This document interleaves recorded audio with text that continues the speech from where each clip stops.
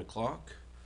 I see everyone is present, including the mayor virtually and our city attorney, Andrew Dickerman, virtually. So we'll call the meeting to order. This is the City of St. Pete Beach special meeting, Thursday, December 28th, 2023 at 7:30 p.m. Please stand for the Pledge of Allegiance. I pledge allegiance to the flag of the United States of America and to the republic for which it stands, one nation, under God, indivisible, with liberty and justice for all.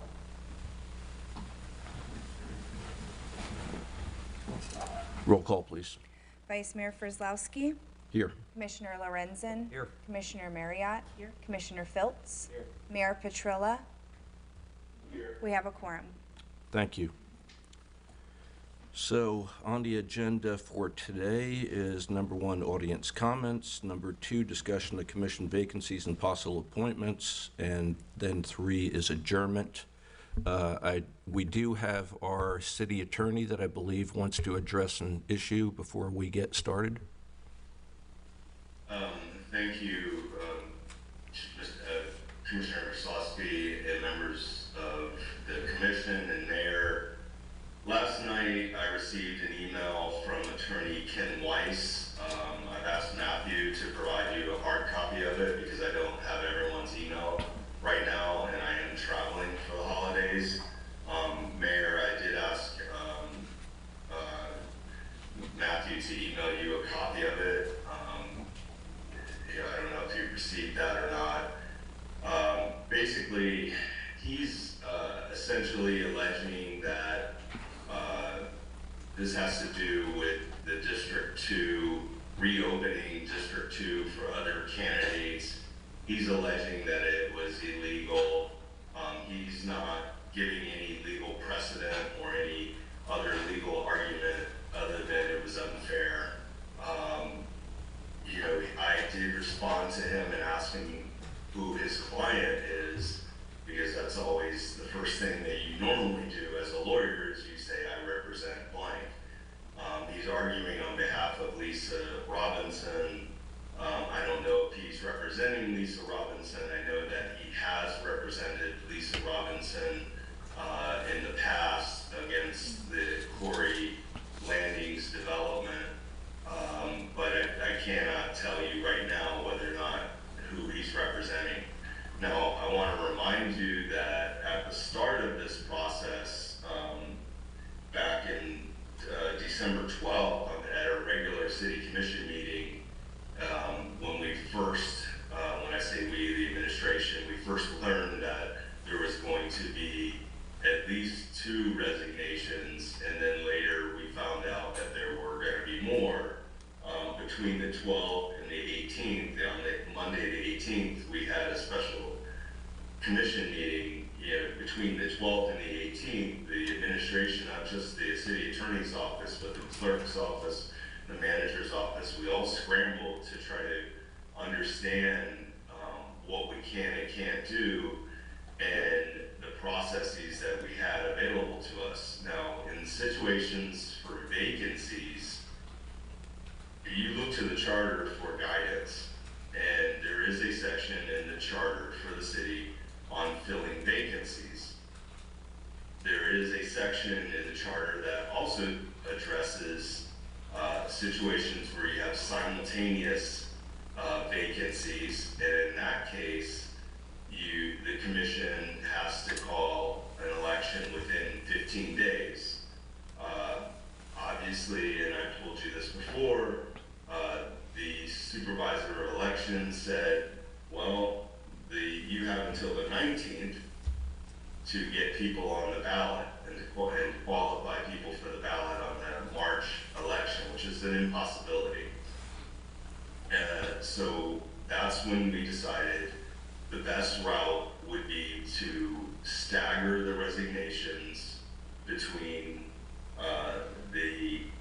between that date and the 30th. We were told that once it went past the 30th, then anyone still in office on the 31st would be subject to Form 6. So in this case, we have no other option than to try to give effect to our charter.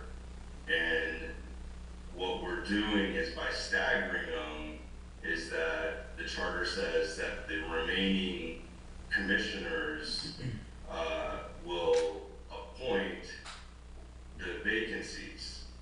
And the other problem that we had to be mindful of is being able to call a meeting. So you have to have 3 present commissioners present, not virtual, present, to have a meeting. And so we've done a lot of work with this. I'm just I have an obligation to let you know when an attorney is threatening a lawsuit against the city. I like Ken Weiss a lot. He's never been a hostile attorney towards me whatsoever. But he tends to, from time to time, he will insinuate or threaten litigation and not really follow through with it, not really provide, case law or anything. In my opinion, I think that this all falls within the jurisdiction of the commission. This is not an election. And I told you that Right. before when we first started this, that except for the mayor, once this is over with, this is going to be an appointed commission, meaning that it was not an election. It did not go to the citizens for an election. I still believe that the commission has the authority to set the rules and the procedures for appointing people to the chairs. It's under the commission's jurisdiction. With the guidance of trying to be as consistent as possible, trying to be as fair as possible, trying to get as many people who are qualified to be on the commission in front of you so you can select. And I just wanted to point out that we started this on the 12th. We found out that Vice Mayor Grill was going to resign. Then we found out that Commissioner Marone was going to resign. And then it went further from there. We've had meetings on the 18th, on the 21st, on the 26th, and then today, and then on the 27th and today. So we have to do the best we can under the charter. I'm not saying change anything, stop anything because of Mr. Weiss's email, but I am, as your attorney, wanting to let you know that he is making a legal argument and suggesting he's going to initiate litigation because of reopening what he saw was reopening it for other candidates as being illegal. And I can't find any legal precedent for that. In fact, we found case law that suggests that in situations like this, you look to the charter, which is what we're doing. This is not an election. This is not being done under Florida statute election law. This is being done under city charter law. So with that, I'm happy to answer any questions. It's my obligation to let you know when things are happening as quickly as they're happening. Unfortunately, I don't have everyone's emails yet. So I just asked Matthew to be there in the morning to give you all hard copies and bring it to your attention. So with that, I'd be happy to answer any questions. I see no reason to change course at this time with regard to the process that we're going towards. Okay, thank you. Let me see if we have any questions. Mayor, do you have any questions? I do not. Okay, thank you. Any questions from the commission members? Okay. Okay, well, thank you. Let's proceed for now. So for today, District 3 is the one in question, which is my seat. As I mentioned, for those of you that have been watching, I think it was the first meeting where this all came up. I felt like I was in a unique situation because I had decided not to file for re-election in November. There was only one person that filed and was qualified. So we have a commissioner-elect, Betty Rosnicki. I see that she's here virtually with us. So I offered to be the first one to resign just because it seemed like it was sort of the logical thing to me was for the commission to consider appointing Betty.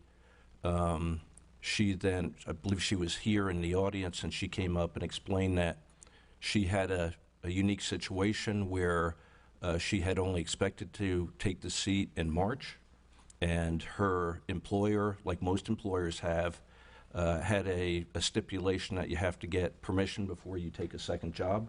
It's pretty typical. I think they just want to make sure there's no conflicts and that your second job doesn't overwhelm you in your first job. I know in my company we have that also. So that kind of affected that whole way things came about since then, which is why I'm here and now kind of put the last one because now we said, well, let's give Commissioner-elect Resnicki some time and maybe it'll get resolved by the time we got to a day like today. So I talked with Commissioner-elect Resnicki yesterday. I didn't tell her I'd ask her, but I think if you're willing, can you share with us where you're at in that situation? Ms. Resnicki? Good morning. Good morning, Vice Mayor. Good morning, Commission. Congratulations on all your appointments. I appreciate the opportunity to speak. And under the circumstances, I still apologize for not being able to take the seat at the moment. Unfortunately, in the line of work that I'm in, the office is closed till January 8th. So I have not been able to receive approval for taking this position. So at the moment, I'm still not able to take the position. Okay, thank you for that clarification.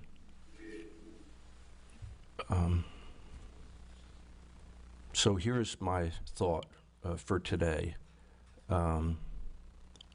Our main concern was having some stability with our city government. And we needed at least 3 to have a stable government, to have a quorum, to be able to move forward. We've now achieved that, so I'm really happy. I appreciate everyone stepping up, my 3 colleagues up here today, and the overwhelming amount of people that have now submitted for a District 3 seat.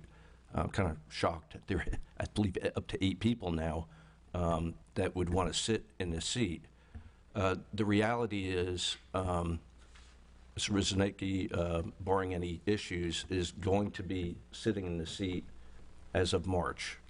And we're only, unless we have any special meetings, we're only 4 or 5 meetings away from that. So what I'd like to propose is that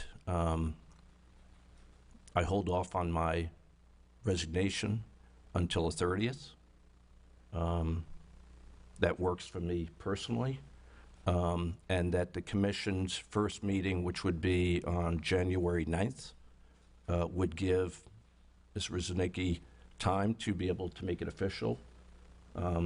It seems logical to me that she would be the best person for the seat. I appreciate everyone stepping up, but the reality is I'm not sure what you can effectuate in 4 meetings. Being a brand new commissioner, most of you, if not all of you, I've never even met before. I'm very involved in the community, and I appreciate everybody stepping up. But it does take a little bit of time to kind of get on the ground. And so that's what I would like to do. I don't know if there are any comments first from my own commission members. The next meeting would be, if someone took the seat today, the first meeting would be January 9th anyway.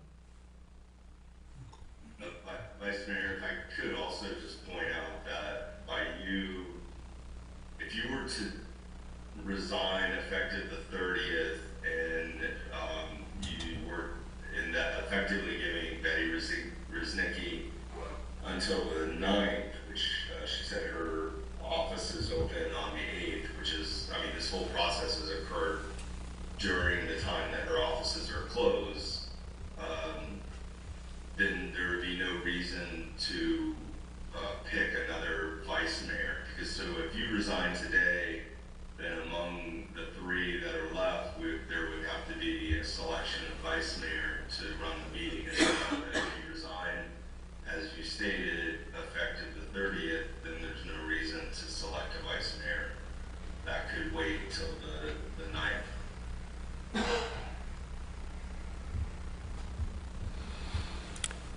So let me first ask if we have any, I'll open this up to audience comments, but I'd like to hear if there are any thoughts from any of the current commissioners.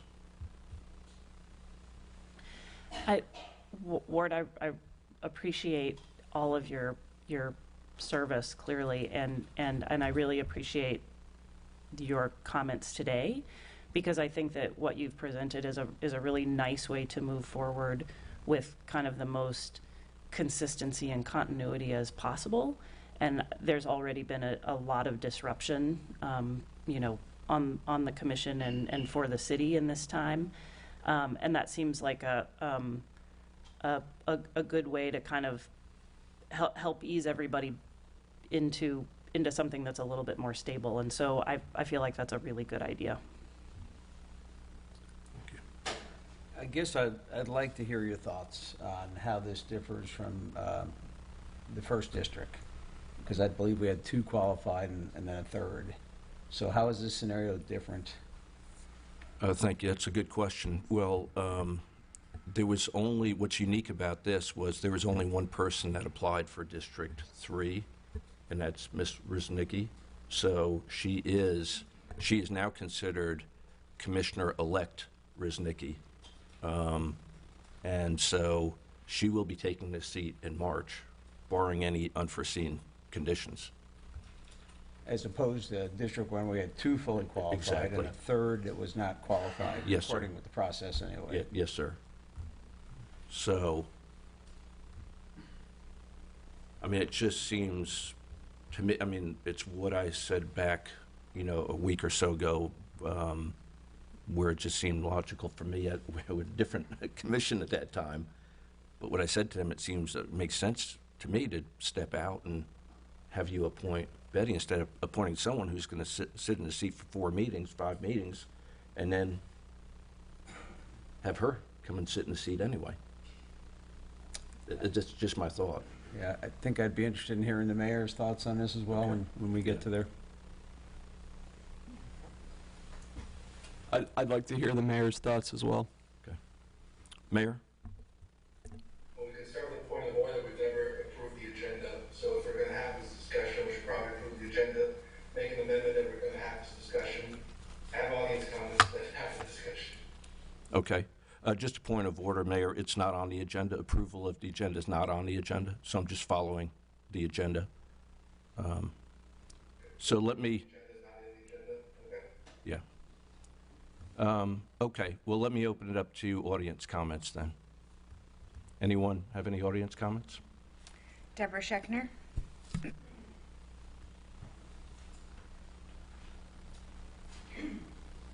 Deborah Scheckner, Boca Ciega Isle Drive in St. Pete Beach. If perchance Betty's employment does not allow her to come up here, and we have extremely difficult votes coming up, first, second week, the 9th and the 10th, I think somebody should sit in that seat, and perhaps they could resign, excuse me, if and when Betty gets to be here. I think the if of all of this, if she gets permission, not guaranteed. And I don't want to see that seat left open for possibly the 9th and the 10th, which are some of the biggest votes that you'll have to make.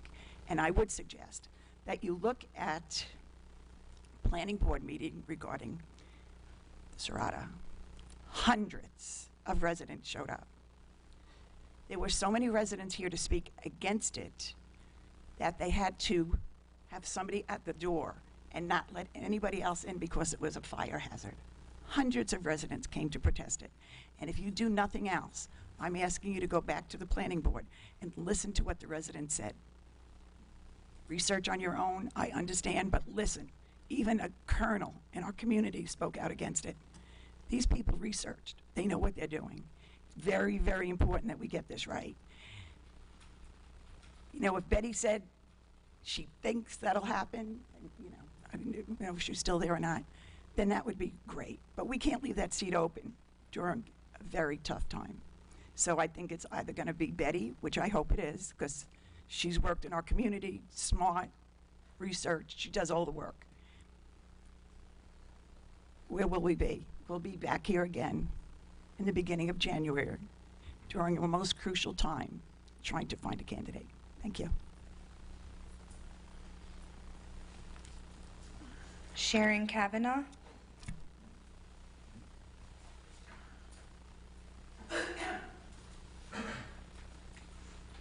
Sharon Kavanaugh, 210 South Julia Circle, St. Pete Beach. I agree with Deborah. I don't think that seat should be left open. I think in hearing all of you speak, most of you have not attended a commission meeting, a planning board meeting, workshops, been involved in the community. I don't think any of these big decisions coming up should be made in January or February. I think the elections need to come up. I think permanent people need to be in these seats. They're the people the residents are going to choose on a permanent basis. We don't know if Betty Rosnicki's going to, if she's going to be able to do this. It started when school was open and they weren't giving her an answer. So there's a possibility she will not be elected, or be able to even be in the election. I think these are such big decisions, and you all represent the residents, but you were not chosen by the residents. You were chosen by 2 or 3 or 4 people. I think that needs to be made really clear. I appreciate everything you've done, stepped up, or we wouldn't be here today. I don't know where we'd be, honestly. But I think you need to realize that there is a lot of catching up to do, 2,500 pages to be read, meetings to be held. You don't even know the people the residents in your district. You haven't had the emails coming in. You haven't had meetings with them. I don't see how you can possibly vote on anything when you have 2,500 pages to catch up on and hours of video. So I just think all these big decisions need to be in front of people that we know 2 years from now are going to be there to take responsibility for their decisions. I don't think you should be making decisions if we don't know if you're going to be here in March or after the special elections. I don't think that's fair to the residents or the entire city of St. Pete Beach. Thank you. Thank you. Will Lawson.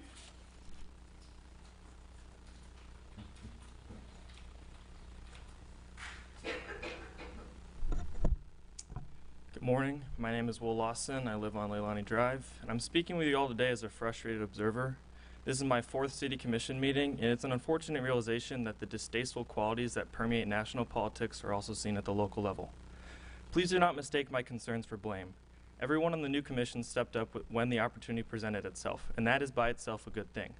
However, the dangerous nature of politics persists, and that's why the checks within the system are so important. And where do these checks come from? The way to judge the health of a republic is by looking at the nature in which those who have the power are selected. So how do we choose? Our city commissioners are called to be elected representatives because it is a foundational principle of our government that the best way to combat the ambition of a politician is to constrain them to the will of the people. Now there are exceptions in edge cases. I recognize the value of having the flexibility of appointing an interim commissioner when the appropriate situation arises. After all, that is one of the most powerful advantages of an elected representative over a direct democracy, the ability to use discretion to combat the unpredictable nature of life. The phrase that has been thrown around this week is that we are in unprecedented times. Yes, this is unprecedented, but that means it is exponentially more important to adhere to the principles that ground us. It takes a profound level of humility and the mark of a true leader to recognize that just because you can do something doesn't mean that you should. Unfortunately, the previous commission failed to recognize this. They strayed from our governing principles and committed political malpractice. As I listened to the applicants answer questions this past week about the problems facing the city and their solutions, I wondered what truly endangers this city the most. And the truth is, the most dangerous threat to this city is you. You are able to affect the daily lives of everyone in our community, and virtually every resident has had zero say on if you should be commissioner or not. Simply put, a group of unelected administrators should not have as much power as you hold today. Our governing principles tell us this, and the charter even agrees when it calls for a special election that if 2 or more vacancies happen within the commission, there should be a special election. Sure, the previous commission found a way around this with emergency meetings and daily resignations, but that just furthers my point that those commissioners did not care about the nature of our governing principles.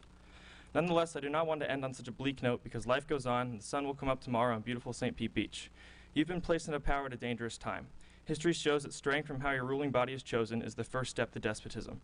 However, you also have the opportunity to leave a different legacy than the previous commissioners. Shady politics and disingenuous loopholes do not need to define you. You are not an elected official, but you can still be a public servant. But that is only possible if you recognize your responsibilities and subsequent dangerous potential. You're called to serve the will of the people you represent, and I hope that you answer that call because the city is counting on you. Thank you. Thank you. Dana Richardson. I'm sorry? Withdraw. Oh, okay. Well, that's all the cards I've received. Okay, thank you. So maybe I'll explain my thoughts a little bit further. The seat doesn't have to be empty. In a worst-case situation, if Commissioner Znicki still does not have authority to accept the spot, you would then be in a position to appoint someone on January 9th. So my intention is not to leave this seat empty.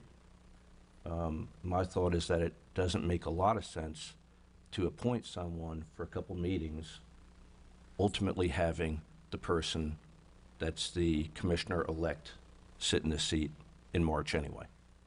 So that's my thought, not to leave the seat empty. Can I ask a question of perhaps Matthew and the city clerk? What is the process or the procedure if Ms. Riznicki doesn't get permission from her employer? What happens with the March election? You know, where she was the only person who qualified. If then she were to withdraw from the election, does the election get postponed, or what happens? District 3 would then be added to the special election that we're having to do for districts 2 and 4. My proposal on the January 9th will be for the August special election. So in August, we would also include District 3 to the supervisor of elections. Okay. That's the only thing we can do. Thank you. Could you clarify that? I had trouble hearing all that. So you're saying if Ms. Reznicki had to step out, then am I understanding that would be vacant till August? No, you would still do what you're doing today Okay. for that, but it would be included on the 9th. August ballot. Got it. Thank you. If she can't serve be elected in March. Thank you. Yeah. So, for example, anyone that would still want to have their name in would potentially be serving until August, just like districts 2 and 4. And we would still have an election for District 1. Right.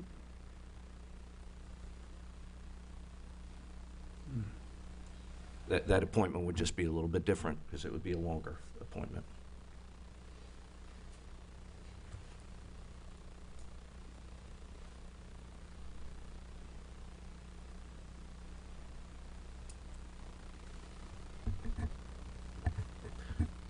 Mayor? I mean, mostly this is a moot point unless you resign today. And if you do not, then there's no seat to fill, right? Correct. I mean, that's the situation we're in. It's now in your hands. So if you choose not to resign today, you resign on the 31st. There's no ability for the commission to appoint anyone else before the first commission on the 9th, unless we call a special session again. So it's in your hands, Commissioner.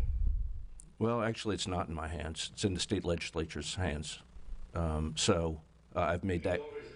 If you don't resign, then there's no appointment necessary. Well, I guess it's only in my hands that you would then still appoint someone on or before the 9th. Correct. Yeah. So I'm not sure what you mean in my hands. It's not really, there's not much in my hands here, I would say. I do apologize for all of the people that showed up today. I appreciate everyone stepping up. This isn't to take away anything from anybody.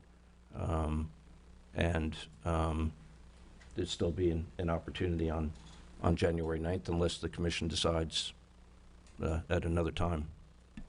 I have a question, because this really is in my purview. I'm having to coordinate, contact, Yes, review, educate. yes. You know, all of these things are me, having to train all the new commissioners, having to coordinate all of this, right? And I'm not complaining. I understand.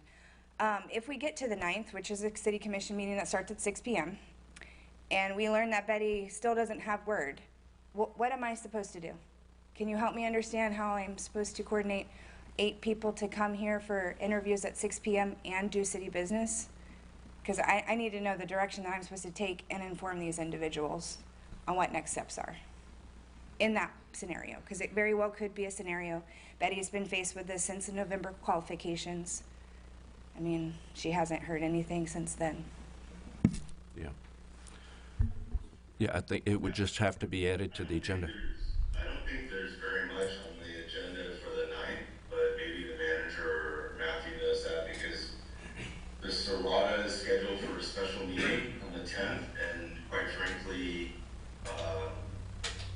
that may have to get continued because I have trepidations about quasi-judges who never heard any of the evidence voting on something, so they may have to start that process over again.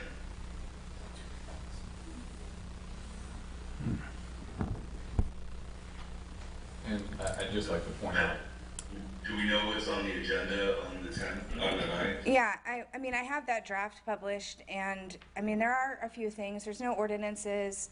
There's a couple action items. There's about 10 items on the consent agenda at this time. Any of those could be pulled for further discussion.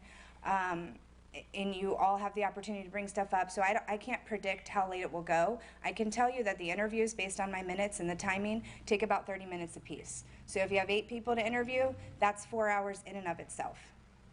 I want to give you guys a fair perspective and understanding going into this, what that's going to look like, so that I have the right direction and can communicate that. yeah, and I just wanted to point out, when it comes to city business, you can still move forward with making decisions with 4 people. So, I mean, it's not ideal. I just want to point out that you'll have a quorum. You do need a majority vote of the quorum present, so you would need 3 votes out of 4. But you could still, without this seat filled, move forward with contracts and everything else that's on the agenda. So, Just like to add that, you know, we have been, excuse me, reviewing the agenda, and we've purposefully been trying to keep that agenda light because obviously we have 4 new people, year 3 new people on the agenda, so we're only bringing forward things that needed to be addressed on the 9th.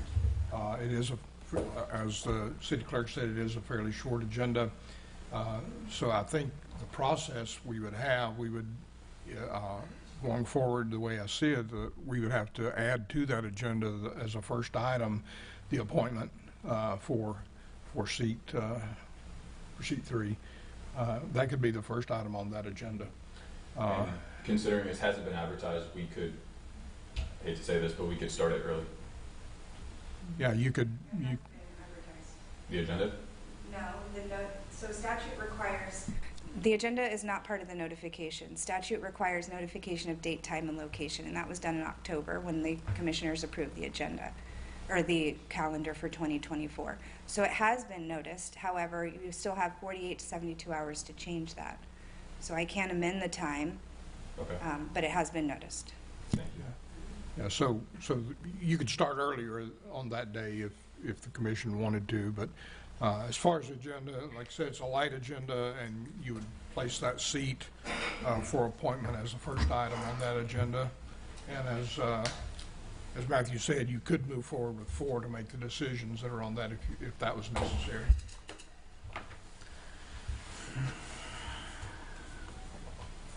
I did get one more card since we didn't close Okay. public comment. Mike Sequin. Good morning, Mike Sequin, 3315 Dazen, so down there in the flood zone.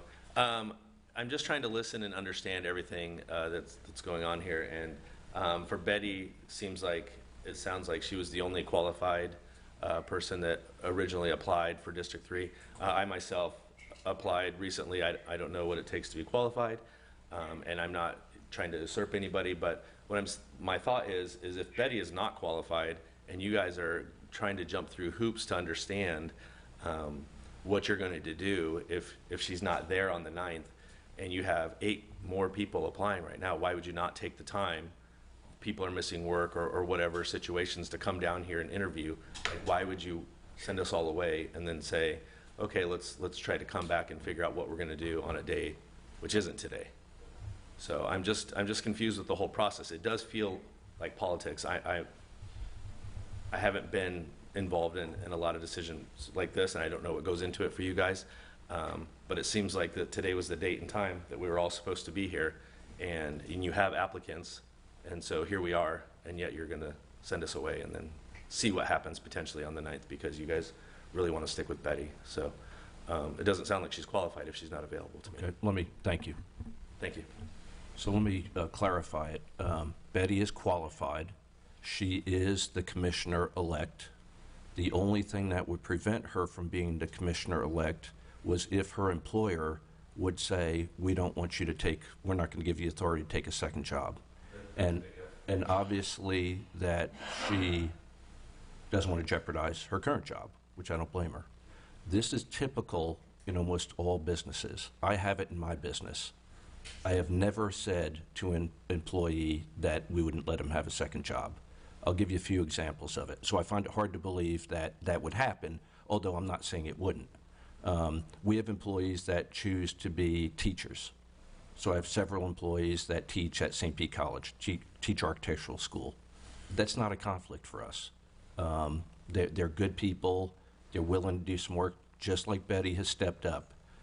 So from an employer's standpoint, I don't see how or why they would say no, but she can't jeopardize that right now. You know, it's a school district, from what I understand.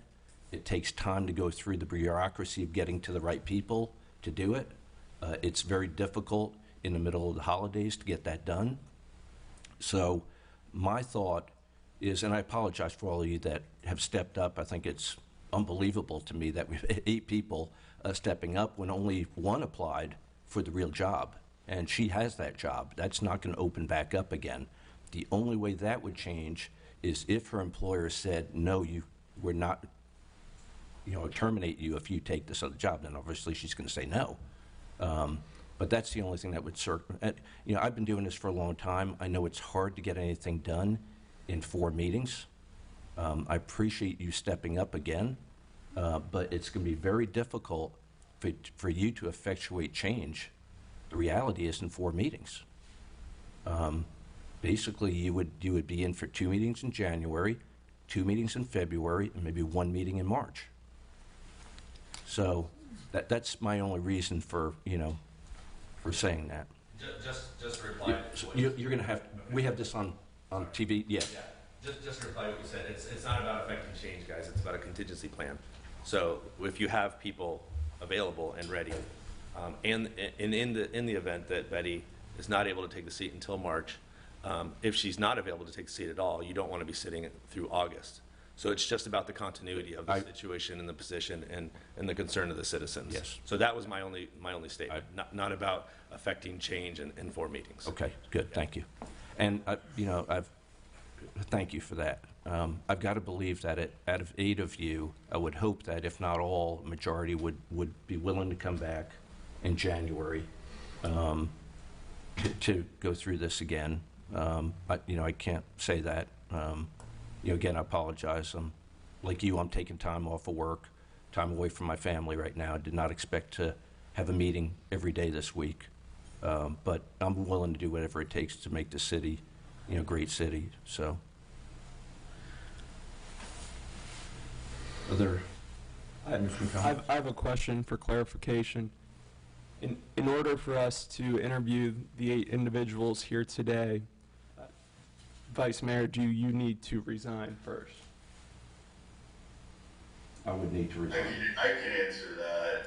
The mayor was correct earlier that a vacancy is what triggers filling a vacancy. So there's no reason or there's no foundation for interviewing candidates if there isn't a vacancy. So if the vacancy doesn't happen today, then there's no reason you can't interview potential appointees unless there's a vacancy. Understood. My thought process was just at least narrowing it down from 8 people to maybe 2 people. It doesn't seem possible without resignation. One of the things that you're going to learn in government under the Sunshine Law is that it's tricky because not like private business, you have to do all of your business in public. So all of the discussions have to take place, with a few exceptions, in the public. So these decisions do get slowed down, and I know sometimes it seems inconvenient, but all of it has to be done in the public realm. And to interview people now for a seat that's not vacant yet, I think would be out of order. Here are my thoughts. I'm sitting here looking at everybody who's sitting out there, and I think there's a good possibility we're going to create a perception that this is kind of a done deal. And what harm would there be, I guess would be my question, in opening it up to all the other 8 candidates? Because if I understand, we can still vote, and Ms. Resnicki's still on one of those 8. Is that correct? Would be my question. Granted, that would require you to resign. I didn't hear the question. Well, I can answer it, Andrew. If I heard you correctly, Betty would not be someone you would vote on today, right? Because she hasn't gotten the approval from her employer, but to Commissioner Frizlowski's point, she's the only one that qualified. So come election, there will be no election, right? Because there's no one to run against. So she's essentially already in the seat until the election occurs and she gets sworn in. Okay, and for clarification for the folks sitting out there, qualification basically means that you've met a certain deadline, filled out certain forms, correct? Doesn't mean that you're qualified or better than anybody else. So some of us had to look into that ourselves yesterday. So just to clarify that.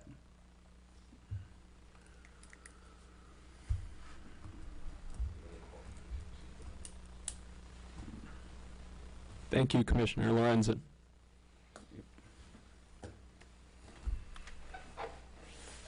Mayor, you got any more thoughts on this?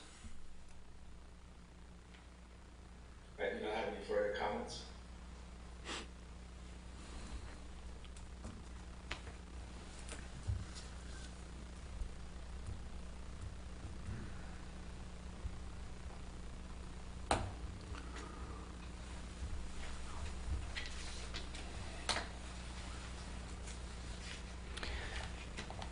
So I guess another way of looking at that is, or something that I'm thinking is that if anybody that we appoint is appointed just like the rest of us are, and I take to heart the comments about the commission being appointed and not elected, and I agree that that's a problem, and a short-term problem until elections happen, but absolutely a problem. So I think one of the things that Ward might be thinking, and that has crossed my mind, is that though there won't be an election for District 3, in that there won't be multiple people on the ballot who are being chosen from, because Betty is the one who filed to run for that seat, no one chose to run against her. So technically she is an elected official, it would give us somebody else sitting up here who essentially is elected. Because if all of this hadn't happened, there probably wouldn't be 8 other people saying, wait, I want to do it, because you would have done it in November. Although I think this has been a great kind of civics lesson for all of us about the process. And so I personally am very torn about, there's a lot of people here who took time off and are willing to participate. And also the thought that the sooner, if, and it's a big if, but if and when Betty gets permission, then you do have somebody sitting up here who is essentially an elected official instead of everyone just being appointed. For whatever that's worth.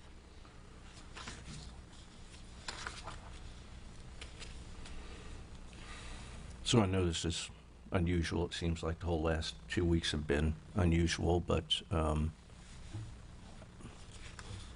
also think a little bit of time is on our side, or on your side, because I won't be making this decision. But I'll give you an example of it, and you can kind of do whatever you want. But one of the applicants contacted me, and I sat with him for probably an hour and a half. There's only so much you're going to learn by reading these resumes and talking with people. So time is on your side. I don't think it's against us.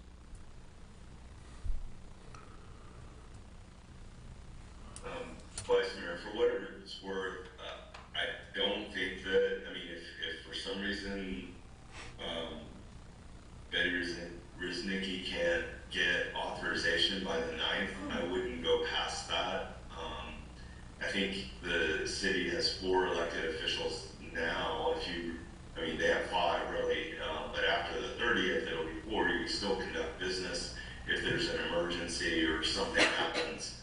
But I certainly wouldn't recommend rolling it further past the 9th. I think even, you don't know what's going to pop up. But I do think that it's a shame that all of this has happened while her employer has been, I think it's a virtual school board or something like that. They've been out this whole process, so she's not been able to reach anybody during this entire process. And her thought process was, I have until March to work this out through my employer, but I wouldn't push it out past the 9th.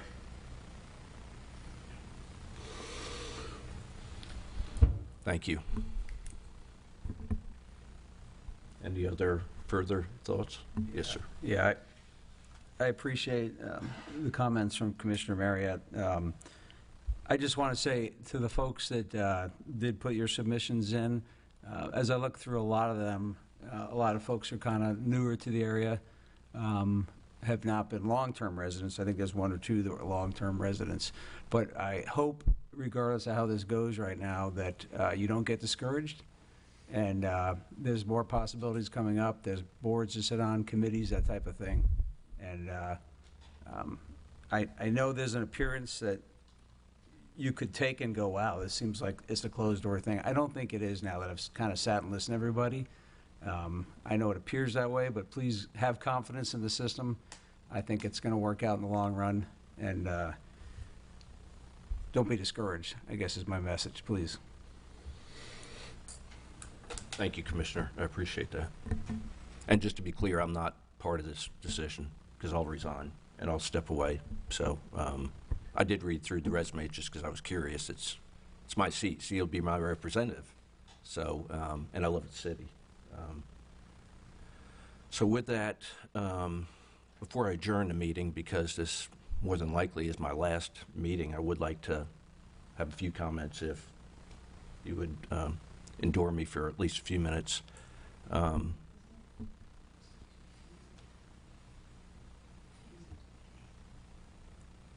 sorry, is there somebody in the audience? Maybe we're getting some feedback. So I've had the honor and the pleasure of serving this city now for 32 years straight. It's a place that I love. It's sort of been a passion of mine. I think for anybody who's moved here in the last 32 years, there's been a lot of good leadership in the past. A lot of great mayors that I served with, a lot of great commissioners that I served with, a lot of great people. And you'll find out it's totally different sitting up here than it is sitting down there. It's very easy to be a critic. I've learned that. Not everyone has to run for elected office. I know it's not for everybody, but as the commissioner mentioned, there are boards and committees. I never thought I would do this. I was a young guy who moved here because my grandparents were here and had a family history since the 60s of being here. My goal in life was to get through college. I did that. My next goal was to become a registered architect here in the state of Florida. I did that, and then all of a sudden I found a lot of time, and I thought about, maybe how I could give back.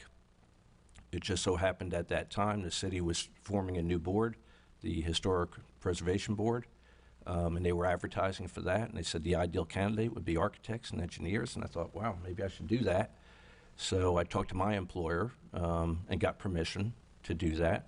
I thought I could handle this. It's once a month meetings on Thursdays at 4 o'clock. I went to that board as the youngest guy on that board. I sat with people like Frank Hurley and Amy Lowry and Paul Skipper and other people that I kind of heard of, but didn't really know them well. I was shocked in my first meeting that it was a brand new board, so we had to elect a chair. I wasn't maybe smart enough or ready for it that someone made the appointment for me to be the chair. So now I was the chair of that board. I really enjoyed that because it was a new board and the city commission was very concerned about how much authority you would give to a historic preservation board with issues of private property rights and trying to balance that against preservation. So they had me reporting to the commission once a month. So I started coming to commission meetings as the chair of the board to report to the board about our board, and just loved the city. Never thought I would run for political office, but 2 years later, my commissioner was running for mayor, and I thought to myself, wow, if you're ever going to run, you'd be best to not run against an incumbent. So I ran for office in 1994, first election. Had really no one to help me out except my wife and my parents. Did it all myself. Did not accept any campaign contributions, never had a fundraiser. To this day, after 10 elections, never had a fundraiser. The only campaign contributions I would accept were unsolicited ones from residents. No businesses. I didn't accept any business contributions. Didn't have any PACs at that time. Didn't have I was my own treasurer. Didn't have a political consultant. None of those things. Just ran on grassroots. Just wanted to be honest and sincere and serve the public. And so I served as city commissioner for 6 years. Then at that time, Ron McKinney was the mayor. And one day he said to me, think about running for mayor because I'm not going to do it next time.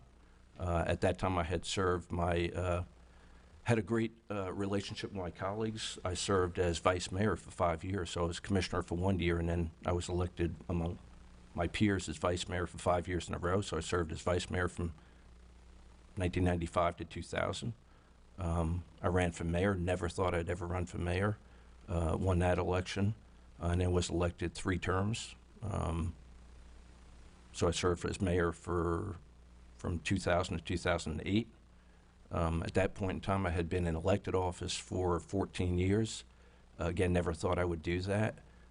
It was the right time for me to step away. So I thought it was interesting. We don't have term limits here, but typically term limits are 8 years. So I served 6 years, then I served 8 years. So would never have been term limited out, even if we had term limits. But in 2008, it was healthy for me, and I thought it was good for the city to have a change. And never wanted to be a career politician. So I stepped out. It was a little bit easier for me to step out because there were 3 people, 3 out of the 5 of us were up for election. And I felt very comfortable with the 3 that took office at that time. I was really determined to kind of just step back and step away because I didn't want to be seen as the mayor who would, a former mayor that would influence anything. But one of the commissioners came to me and wanted to appoint me to a board, but I declined because I didn't even want to be on a board because I kind of didn't want to be seen as the former mayor being involved. But then he was pretty persistent. He said, well, how about the library board? So I said, okay, I can handle the library board. That's not really political. Out of all the boards, that's probably the most apolitical board. So I served on that board, then subsequently got appointed to the planning board. So I stayed on boards. Then 8 years later, I went by quick. 8 years went by quick, and commissioner from my seat, Greg Premer at that time, was not going to run for re-election. And so went to my wife and went to my partners at work and was kind of surprised that all of them said, you love doing it, you ought to do it. So I got back in 2016 and then went through re-election in 2018, 20, 22. So here I am another 8 years.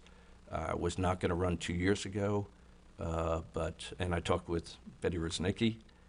She said she wasn't ready to run at that time, but I was got to know her really well as president of Don Star Property Owners Corporation. A lot of respect for her. She's a hard worker, smart.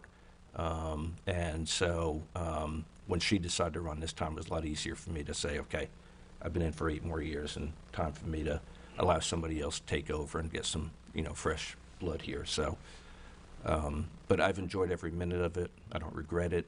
I feel really good right now after kind of a rough last 2 weeks. I feel really good about my 3 fellow commissioners here. I appreciate you stepping up. I didn't really know any one of you well at all. Commissioner Lorenzen, I know we'd never even talked. We might have met before. I don't know, but I know you've been in the community for a long time. I know you're going to be a great commissioner. I could tell just by, sitting next to you, and, I feel really good about that. And the same for my other colleagues, Commissioner Marriott. I've been impressed with you already sitting here. And Commissioner Filtz, you're going to do a great job. As I mentioned yesterday, I see a little bit of me and you. I don't know how old you are, but I was young and, didn't have a lot of qualifications, you could say, at that time. But I know you're going to do a great job because I know you're a hard worker, you're smart, you have your heart in it, and you care. And that's what it takes, I think, to do the best job here. So, I've been thinking about this and kind of just going back over, my somewhat political career here, although my career as an architect, that's really my career, my passion also. And I stay busy that way, thankfully. But I was just thinking, about the years and how challenging it is to be an elected official, and the hard decisions never come easy. And so I think back at some big decisions that I was put in a position to make, and I'll have an example, one small one too, where it's never easy. In my business, we can do things really quickly. Me and my partners, we decide on something, boom, we make it done. You have to have a lot of patience up here, the way government runs. You need to get a lot of public input. You get a lot of input from your own colleagues. And I think the best decision makers are the ones that don't make a decision until you have all the facts and make a decision based on even hearing from your own colleagues. It always amazes me, even some of the things in the last couple of days that I'm hearing from all of you who are brand new. We influence each other. Public influences our decisions, staff influences our decisions, our own colleagues influence our decisions. So it's important to keep an open mind right up until the end. But I wanted to just kind of bring up 2 examples that I was thinking of, if for nothing else, to just kind of tell you a little bit about the process that goes through. One was the Bayway Bridge. For any of you that remember, the Bayway Bridge was a bascule bridge in the mid-90s. The DOT was looking at how to change that bridge, make a change to the bridge. Obviously, they wanted input from St. Pete Beach and St. Petersburg because Isla is incorporated by the city of St. Petersburg. These decisions are never easy. It's easy looking back, but I remember how volatile that decision was. DOT had 3 options. One was a low-level bascule bridge, so a drawbridge. Another option was a mid-level bascule bridge. And then the third option was a high-level bridge with a 66-foot clearance. And the community was really divided on that. There were people that said, you know, it needs to be the low-level bascule bridge. We don't want to change the character of the community. You know, all kinds of things. The city of St. Petersburg came out really hard against the high-level bridge because they were concerned with Isla losing views. As I looked at it and got all the information from the public and everything else, I'm thinking to myself, you know, a high-level bridge to me seems to make sense. Boats can go through with it. Cars can go through unimpeded. It's probably going to affect a few people's view. In Isla, there was ones with the condos right next to the bridge. But they didn't have to get any right-of-way. That right-of-way had always been acquired. So whoever developed those condos right to the south of that bridge knew or should have known that that was always a possibility to happen there. Decision-making needed to happen towards the end of 1999. Ron McKinney was the mayor. I was vice mayor. We were asked to attend and have a spokesperson at Isla del Sol. For some reason, DOT had it over at Isla. They were really against the high-level bridge. So Mayor McKinney appointed me to be the spokesperson for the city of St. Pete Beach. There were 1,000 people over there. I thought they were going to hang me when I spoke in favor of the high-level bridge because that's what our city commission wanted at that time. Lo and behold, we went through years of discussion. The DOT finally made the decision to go with the high-level bridge.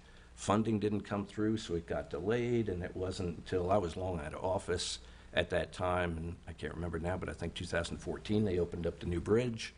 I always thought that high-level bridge not only going to allow boat traffic to go through and cars to cross over, but when you get to the top of that bridge, you're going to see the Don's Arm. For the first time ever, you're going to see the Gulf of Mexico. It's going to be a really super view, and it's going to be the aha, I've arrived moment.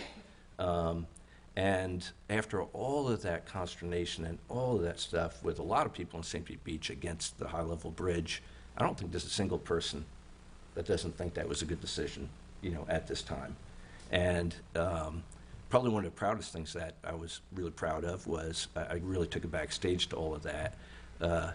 When it came time to cut the ribbon for the bridge, and I was long out of office because this was like, let's say 2014, and I was out since 2008,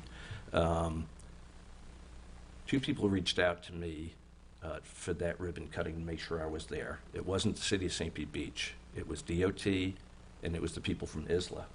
And the same people from Isla that were ready to hang me, they said, you know what, this is one of the best things that we ever did, and, you know, sorry for all the issues that we caused. And, you know, I didn't need that, but it just made me feel good that that was a good decision.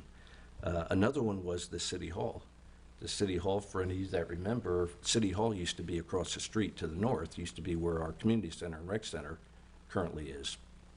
And it was built in 1958, 57, because 58, because the city was incorporated in 1957, and we were looking at renovating that. We had a blue ribbon committee, building committee that was taking a look at how should we deal with that. They were looking at renovating that building, and it was my first year or two as mayor. It didn't make a lot of sense to me to be renovating that building. It was below the floodplain. You know, we're up against the FEMA 50% rule issues, and there became the opportunity to purchase a piece of land. This was a putt-putt golf course here, and we had the opportunity to purchase this land and move City Hall over here. I thought to myself, you know, if we did that, that would free that waterfront land up. I never thought, why have City Hall on waterfront land? It doesn't really make a lot of sense to me. So if we move City Hall over here, that frees that land up to use it for a higher and better use, public use of that land. It was very controversial. The St. Pete Times wrote articles specifically against me and against this as a decision.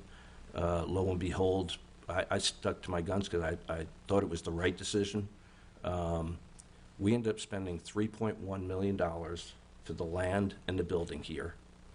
We paid it off in less than 10 years through our Penny for Pinellas dollars, which is paid for by 30 to 40% of tourists.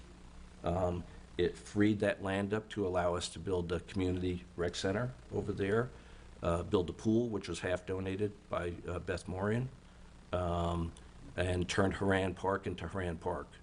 And for those of you that remember what that looked like, this was a terrible view coming into the city. That was Public Works. We had rented to the Army Corps of Engineers with those landing barges. I don't know if any of you remember those landing barges that were there at that time. It was all paved over. And the only reason why I bring this up is because these decisions are not easy decisions. You have to get all the input from the public. At the end, you also have to be a leader. And so I look back at these proudly. I don't need a pat on the back. I can drive around. I drive over that bridge, and I think I was a part of that decision. You know, I come into the city from Corey and look at that, and I know what it used to look like, what it looks like now. I see people that are moving here for a reason, because they love this place. And it doesn't happen by happenstance. It's been a lot of hard work, and not by me. You're one person out of 5 here. So, you know, you have an influence, but there's been a lot of great leadership, a lot of great people that I serve with over time. I see Commissioner Grouse is here in the audience, and another little small one is right down the street here. It was controversial. It was doing a bump out on Corey Avenue, our main street. I can't remember. I think that might have came down to a 3-2 vote. I can't remember exactly. But I always thought, boy, this is a good way to improve Corey Avenue. It's going to bring life to the street. It's going to make a difference. And so now all I have to do is go by there at lunchtime or at dinner time, and you see how it's added to the life on the street. So they could be big issues. They could be small issues. They're controversial. But, you know, at the end of the day, and believe me, I've taken heat from my wife. My wife has watched every single commission meeting for the last 32 years. So after meetings, I have to go home and talk to her. And there are times she agrees with me, times she doesn't agree with me. And she questioned the Corey Avenue thing. So, you know, it's not easy making these decisions, and you're going to get questioned no matter what. But in the end, I'm really proud of this city. I really cherish the time that I've been able to serve here. I think my grandparents would be proud. If it wasn't for them, I wouldn't be here. We've got our best years ahead of us. This is a great city. There are so many things we have to look forward to. And a lot of it is our staff. I want to thank a lot of people. I'm sure I'm going to forget a few people, but Amber LaRoe, our city clerk, she's one of our appointed constitutional officers, charter officers. I was privileged to have been part of being on the selection committee to select her. I knew she would do a good job, and she's done a wonderful job, a great job, and we appreciate everything that you do, and your staff. I know you're a mentor to your staff too, and that's an important thing for the future.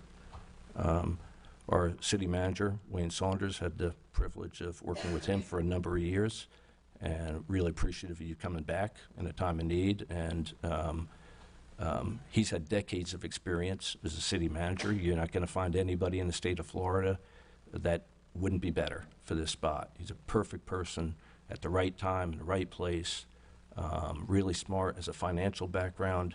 We're really in good shape financially, which is always important to be. So our city manager is a really important position, and that is going to be a decision that will be coming up.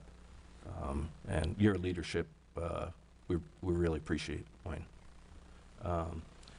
And our city attorneys have been great to work with. Andrew, I've had the pleasure of working with you now for 8 years, and it was a previous commission that appointed Andrew and the Dickman Law Firm. But you learn, you'll have conversations with Andrew, not only in the commission meetings, but he makes himself available, before commission agendas and talking about things at any time. It's really important to have a great city attorney, very experienced, and it's been a pleasure, Andrew, working with you. And Matthew, you've done a great job. You've got really impressed with you. You stepped up at a time when Andrew needed you, and it's the depth of the firm between Andrew and Odie and you, but it's really been a pleasure. I can't say enough about how proud I am of you, and you've got a great, bright future ahead of yourself. So, Thank you. and I hope that's with St. Pete Beach and other municipalities as you really do a great job with this kind of specialized city government service. So, I could name all of the department directors, but I'm probably going to miss somebody. But I would like to thank the sheriff's office. Sheriff's office does a great job, with public safety here. It's something that's, really important. Obviously, if you don't have a safe community, you really don't have a community. We have our fire chief, Jim Kilpatrick, who happens to also be a neighbor of mine, who does a great job. And if you've ever had to call 911 and you need them in a moment's notice, which unfortunately I've had to do a few times in the past for neighbors or friends, and they're amazingly good. They are really great. The response time is unbelievable. They're trained. So proud of them and what they offer. See, Mike Clark is in the audience, and Mike and his team with Public Works, we've kept them really busy in the last 8 years. And Mike, you've done a great job, and I know it's not easy. Really stretched thin with so many things to do, but appreciate everything that you've done over the years. I don't want to leave anybody else out. So Jennifer McMahon is the COO. She's incredible. For anybody that knows Jennifer, I don't know that no is in her vocabulary. She kind of figures out a way of getting things done in a real creative way. She's really just phenomenal. I hope she stays with the city of St. Pete Beach for a long, long time. Mandy Edmonds with the Recreation Department and Parks and Recreation does a phenomenal job. Betsinda Kettles with the library. Really proud of the library and how we've reinvigorated that library in the last few years to make it shine again. I'm sure I'm missing others, but there's a lot of great teamwork that I'm proud of, and I know you're proud of. And the city's going to move on. It's been an unusual 2 weeks, but I think you're going to enjoy being in this position. It's very rewarding. And we got a bright future ahead of us. So I appreciate your indulgence. I didn't really plan on saying all that, but and I'll be around. I'm obviously going to be a resident. My wife and I will be here, but obviously I'm going to be respectful of the current elected and appointed officials because, I'm here to help, but I do not want to be seen as, meddling. So anybody that wants to ever contact me, I would help in any way I could, but I'm not going to contact anyone or just because I want to be respectful of everybody. So, anything else for the good of the order? No, I was just about to say the Oscar Award music was about to start there. I know they were going to get you. It's a passion. I didn't want this to be about me. It's more me thanking everyone else. And the only reason why I brought up a few examples is because, and I was actually just thinking about it last night, it's never been easy. I think back at, I could have maybe just said, I don't want to fight the fight on the bridge, let's just go with the drawbridge. But that's not in me. I want to kind of, understand and make decisions. Same thing with City Hall. That one was probably even tougher when I had the Times writing articles. And you'll find articles are written about you, and you can tell they weren't in the meeting.